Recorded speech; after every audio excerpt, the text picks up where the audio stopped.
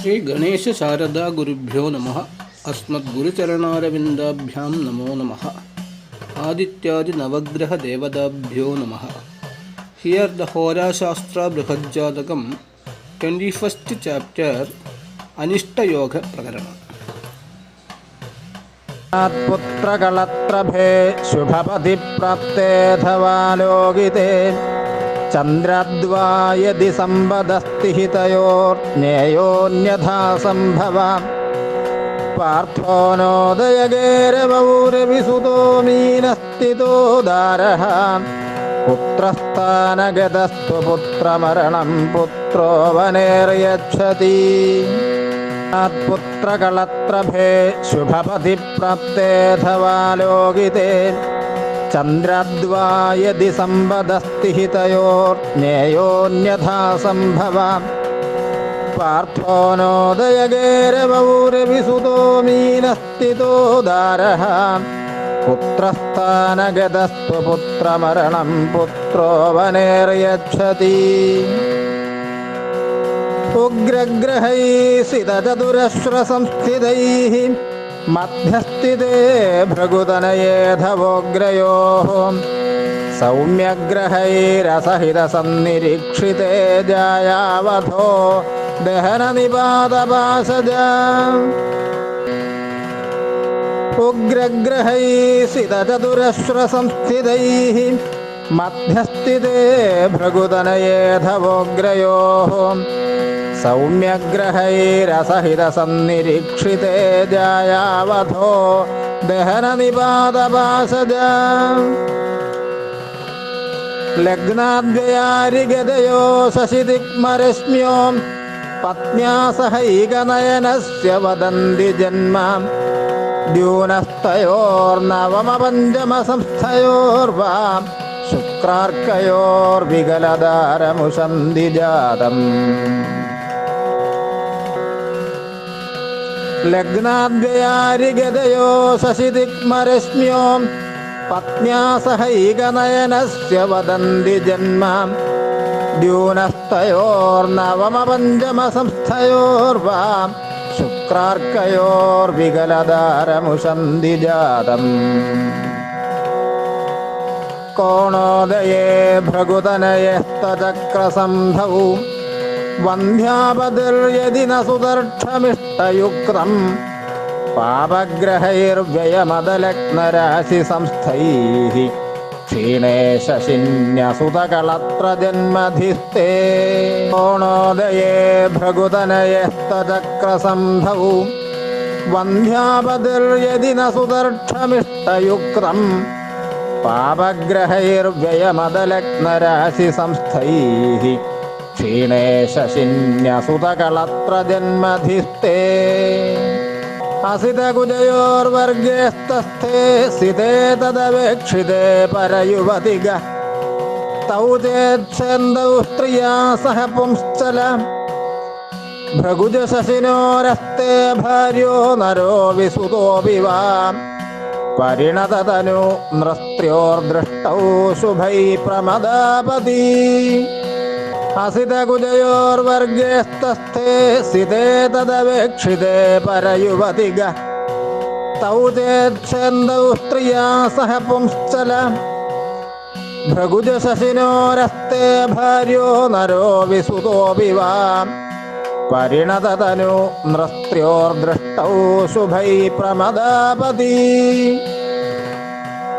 वंशच्छेत्ताखमदसुखगैश्चन्द्रदैत्यड्यपापैः शिल्पी त्र्यंशे शशिसुदयुते केन्द्रसंस्थार्क्यदृष्टे दास्यां जातो दिदिसुत गुरौरिभगे सौरिभागे नीचोर्केन्द्वोर्मदनगदयोर्दृष्टयोः सूर्यजेन वंशच्छेत्ताखमदसुखगैश्चन्द्रदैत्यड्यपापैः शिल्पी त्र्यंशे शशिसुदयुते केन्द्रसंस्थार्क्यदृष्टे दास्यां जातो दिदिसुत गुरौरिभगे सौरिभागे नीचोर्केन्द्वोर्मदनगदयोर्दृष्टयोः सूर्यजेन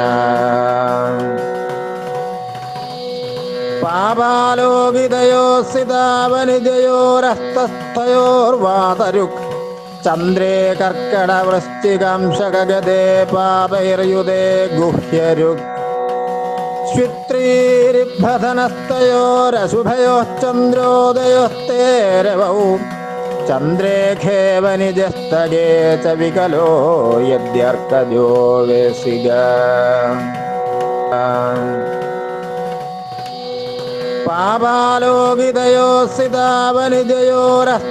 പാപാലോകിതയോസിതാവനിജയോരസ്തസ്ഥയോർവാതരുക് ചന്ദ്രേ കർക്കടവൃശ്ചികാംശകഗതേ പാപൈർയുതേ ഗുഹ്യരുക് ശ്വിത്രീരിബ്ബധനസ്തയോരശുഭയോശ്ചന്ദ്രോദയോസ്തേരവൗ ചന്ദ്രേ ഖേവനിജസ്തകേ ച വികലോ യദ്യർക്കജോ വേസിക അന്തഃശശിന്യശുഭയോർമദഗേ പതംഗേ ശ്വാസക്ഷയപ്ലീഹകവിദ്രധിഗുന്മഭാജ ശോഷീ പരസ്പരഗൃഹംശകയോരവിന്ദോഃ ക്ഷേത്രേധവാ യുഗപദേ ഗഗയോ കൃശോ വാ അന്തഃശശിന്യശുഭയോർമദഗേ പതംഗേ ശ്വാസക്ഷയപ്ലീഹകവിദ്രധിഗുന്മഭാജ ശോഷീ പരസ്പരഗൃഹംശകയോരവിന്ദോഃ ക്ഷേത്രേധവാ യുഗപദേ ഗഗയോ കൃശോ വാ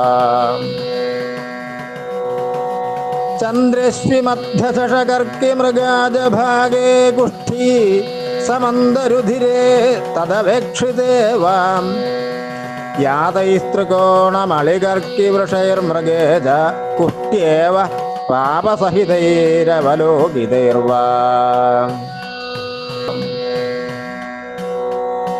ചന്ദ്രശ്വിമധ്യശകർക്കിമൃഗാജഭാഗേ കുഷ്ഠീ സമന്തരുധിരേ തദവേക്ഷിതേ വാം യാതൈസ്ത്രികോണമളികർക്കിവൃഷൈർമൃഗേ ച കുഷ്ട്യേവ പാപസഹിതൈരവലോകിതൈർവാ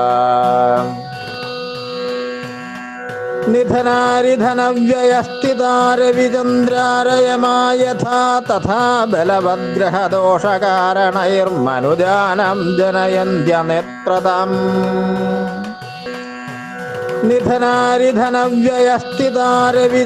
നിധനാരിധനവ്യയസ്ഥിതാരവിചന്ദ്രാരയമായഥാ തഥാ ബലവദ്ഗ്രഹദോഷകാരണൈർമനുജാനം ജനയന്ത്യനേത്രതാം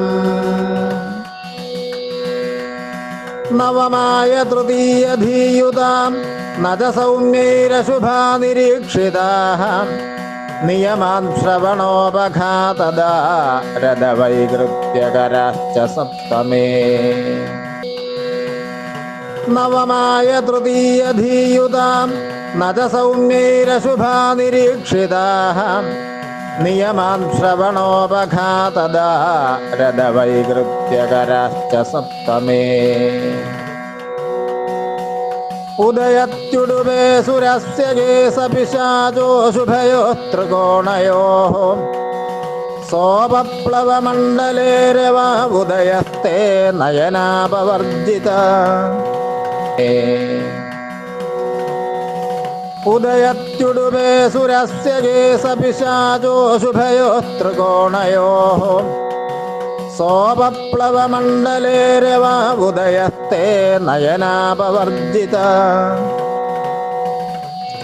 സംസ്പൃഷ്ടപവനേന മന്ദഗയുധേ ദ്യൂനേ വിലഗ്നേ ഗുരൗ സോന്മാദോവനിനു അവനിസൂനുനസ്തഭവനേ ജീവേ വിലഗ്നാശ്രുതേ തദ്വച്ചാഹയമോദയേവനിസുതേ ധർമാത്മജദ്യൂനഗേ യാദേവാ സഹസ്രരശ്മിതനയേ ക്ഷീണേ വ്യയേഷി സംസ്പൃഷ്ടപവനേന മന്ദഗയുധേ ദ്യൂനേ വിലഗ്നേ ഗുരൗ സോന്മാദോവനിനു അവനിസൂനുനസ്തഭവനേ ജീവേ വിലഗ്നാശ്രുതേ തദ്വച്ചാഹയമോദയേവനിസുതേ ധർമാത്മജദ്യൂനഗേ യാദേവാ സഹസ്രരശ്മിതനയേ ക്ഷീണേ വ്യയേഷീതഗൗ രാസ്യം ശപോഷ്ണകര ശീതകരാമരഡ്ഡൈർ നീചാദിഭംശകഗതൈരരിഭാഗൈർവാം ഏഭ്യോൽപമധ്യബഹുഭിക്രമശ പ്രസൂതാത്മേയസുരഭ്യുപഗമ ത്രയദ ഗർഭദാസാഃ.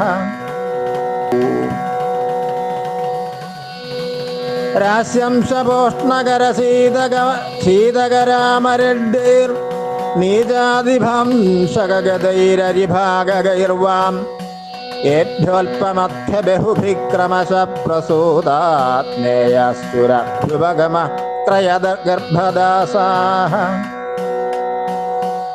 വികൃതദശനപാപൈർദൃഷ്ടേ വൃഷാജഹയോദയേ ഖലതിരശുഭക്ഷേത്രേ ലഗ്നേ ഹയേ വൃഷഭേ വിവാം നവമസുതകേ പാപൈർദൃഷ്ടേ രവാവദൃഢക്ഷണോ ദിനകരസുതേ നൈകവ്യാധി കുജേ വികലഃ പുമാൻ.